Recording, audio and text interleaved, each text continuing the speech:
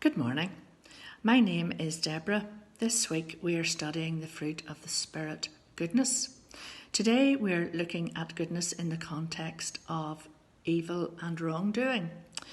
In Greek, the word goodness, agathon, means an uprightness of heart and life. When we act out of true goodness of the heart, we are obedient to God's commandments and seek to benefit others. Goodness doesn't always come naturally to us. We all need a lot of help. As Christians, we can give out the wrong signals at times in our daily lives when we become short-tempered, arrogant, complaining, at home, in the workplace, or on the roads. The Bible tells us goodness comes from God. Only by spending more time reading His Word and in prayer will we discover goodness. We read in Psalm 37, verse 3, "Trust in the Lord and do good." Verse 5 tells us, "Give yourself to the Lord, trusting Him and He will help you." One person comes to mind immediately when I think of God's goodness. She was our neighbour until February this year when she was killed in a car accident. Joan had a heart for others less fortunate than herself. She was rarely at home as she travelled all over Ireland with little thought for her own comfort, often sleeping in church halls.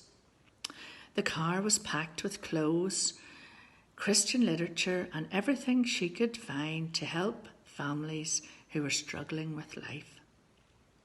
Visiting door to door, including the travelling community, giving out literature, sharing her faith, running errands, sometimes in the middle of the night, providing what she could, especially for children. Safety wasn't an issue for Joan. She was answering people's needs. God kept her safe even when she stopped for a nap in laybys in the early hours of the morning. Joan completely depended on God to see her through many difficult and dangerous situations, seeing only opportunities, not obstacles. She was a modern-day missionary in her own country. A couple of years ago, I went to Bangor to hear a Christian lady from North Korea speak about her faith in a prison camp.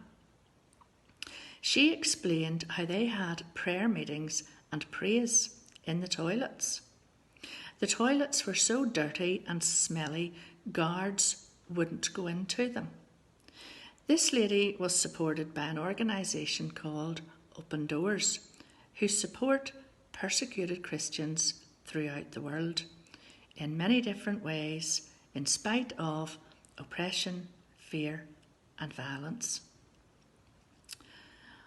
We have to acknowledge we live in a world where there is uncertainty, pain, and anguish caused by violence, corruption, oppression, selfishness, famine, thieving, ethnic cleansing, child prostitution, anger. The list is endless.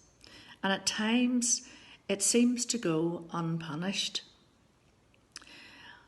God wants to change each of us where we are right now, in the middle of whatever we're doing.